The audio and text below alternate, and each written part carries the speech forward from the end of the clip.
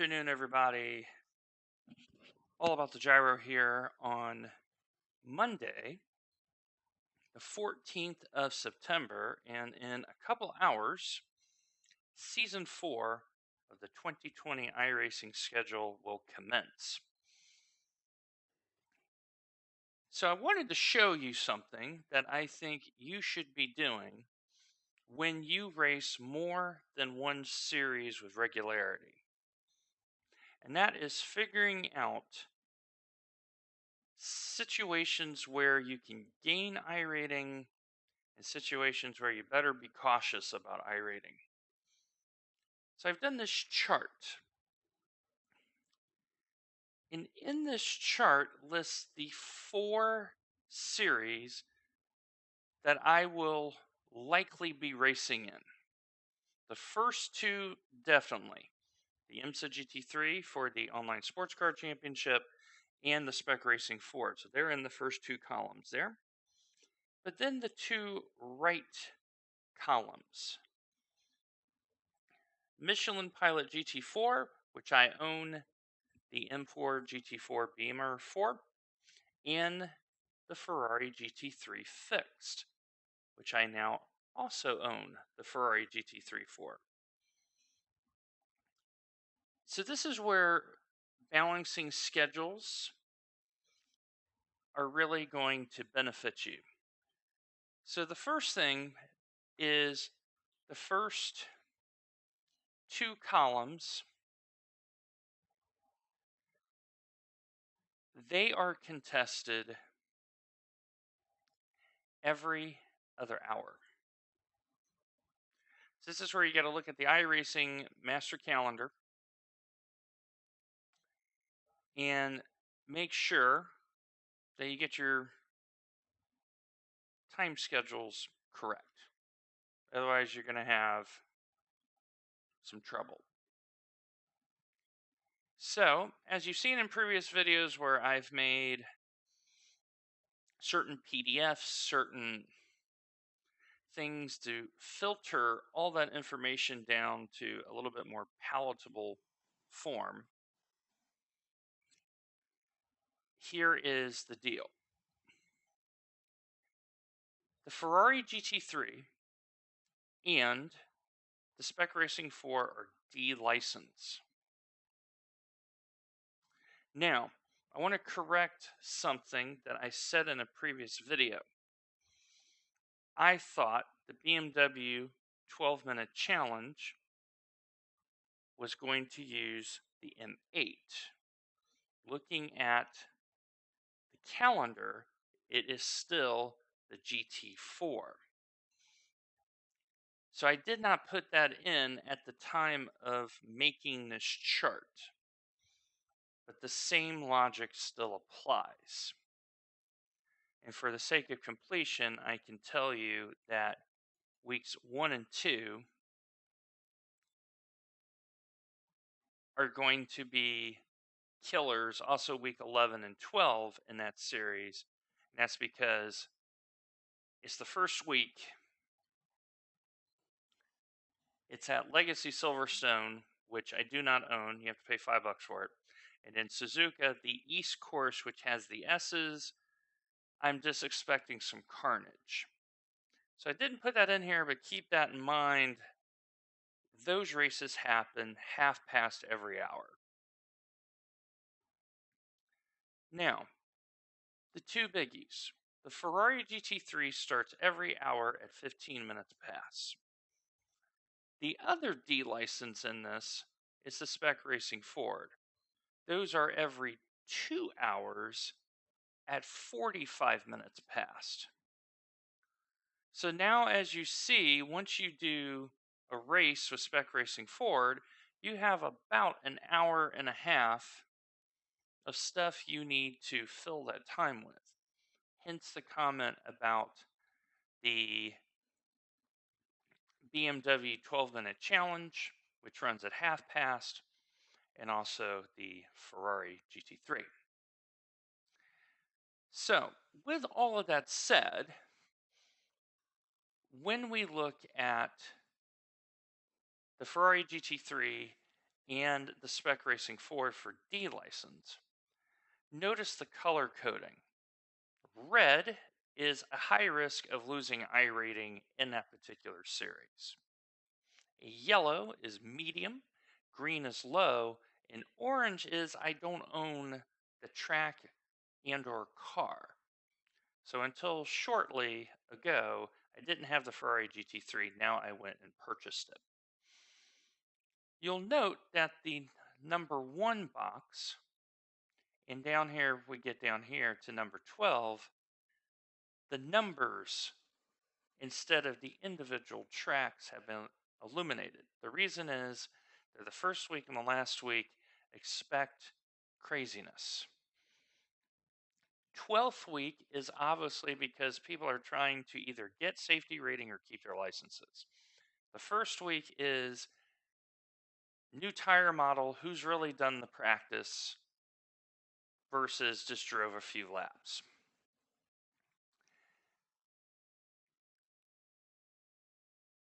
Now, for your C license events, you have the GT4 Michelin Pilot and you have the IMSA GT3.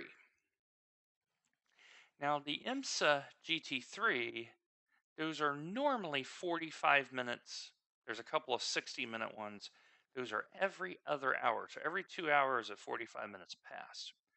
So they parallel nicely off of the Spec Racing Ford. So there's a consistency there. However, the GT4 races every other hour at 15 minutes past. Those are mostly 30-minute races. So when you have the race, realize you have qualifying and practice. So I tend to add 10 minutes to the time that I see. So if I see 45 minutes, I know that whole hour is shot. If I see 60 minutes, I'm going to treat it like it's 75, so on and so forth. The easy way is round to the nearest 15 minutes. It makes your scheduling a lot easier. So, the last part is, and it's not on here because it's going to be one-offs, the VRS GT Endurance Series. Those are 3 hours in duration. They only happen on the weekends. So I'm not so concerned about that. So in whatever championship you are driving in, or championships, using a chart like this is going to help sort you out. For me, the first 2 weeks are going to be challenging. Week 1, Monza Grand Prix with GT3s, there will be pure and utter carnage at the chicanes. Summit Point in the Spec Racing Ford. The Spec Racing Ford is part of your introductory content when you subscribe. A lot of people that just got out of rookies, they'll be able to race Summit because they don't have to buy the track. I'm expecting a lot of carnage. Oran Park, same situation. New to the free side of iRacing, and that track is not the easiest to get around. The back side of that circuit and then the first 2 corners, they have a fair bit of bite, and I'm expecting a fair bit of carnage. And then lastly, Brands Hatch, the Indy, which is the smaller loop. The only reason why it's getting a red mark is quite simply a lot of people are going to be interested in driving the Ferrari. Brands Hatch requires a certain amount of precision. The first corner is off camber, so expect a lot of carnage. You have the hairpin right afterwards, expect some carnage. And then the final corner going onto the front stretch. So week 1 can definitely be an I-rating killer. And I don't want to go through all of this because you can see for yourself. but certain weeks are harder than others. Week 2, I have to learn 2 circuits, Suzuka and Mid Ohio. Suzuka, the narrowness is captured in iRacing. There is not a lot of racing room. I already know that that's going to require a lot of work and a lot of effort. Mid Ohio, with the chicane for the Spec Racer Fords, rolling natural terrain, you have to have your wits about you. That is not going to be easy for competitors to race on with a car that is known to be tail happy. Um, in practice, the corner after the straightaway, which is the corner where uh, Herta pushed off Ferrucci in the second IndyCar race this past weekend, it is very odd, and the car really wants to over rotate, which is not what you want in Spec Racing Ford. I expect some carnage. But because I'm learning Mid Ohio, the transition to GT4 will be a little bit easier. And then thankfully, Ferrari, it's okay, it's Summit Point in a GT3 car. That may be interesting in the tight section. I'm wondering who's going to get desperate into that tight left-hander on the backside. And so all I did was copy the tracks, put it in Excel, so I have it organized, and then copied it to here. This is not Microsoft Word, it's a open source variant, and put it in a table. And now I can quickly look and go, okay, this week is going to be this week is going to be that. And so basically, this is what I've done for the calendar. I know what tracks I'm missing. I know toward the end of the schedule, I have a little bit of ease up in weeks 9 and 10. Week 11 is going to be hard, and week 12 is going to be hard. So it starts and ends hard, and then in the middle, various degrees.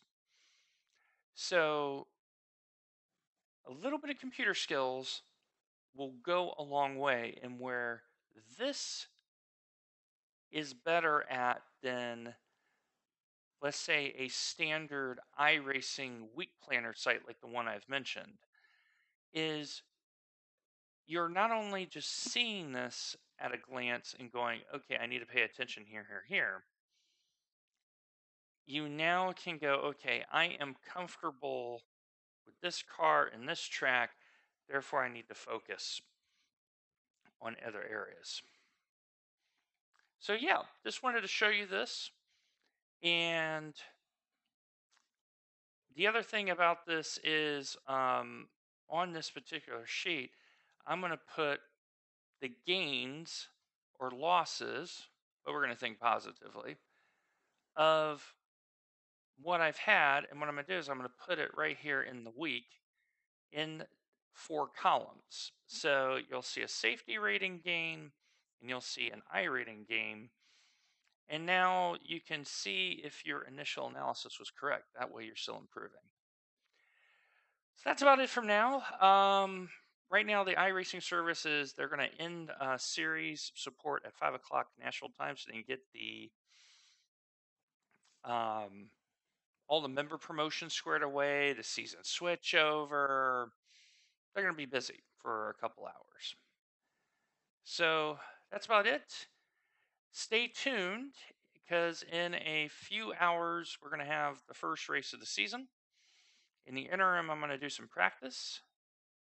And I'm hoping to get, the good Lord willing, maybe 3 in, but it's probably going to be 2. Maybe even 1, depending on where the Spec Racer falls in at. Anyway, my friends, make sure you like, follow, subscribe, stay tuned. I'll be back in a little while.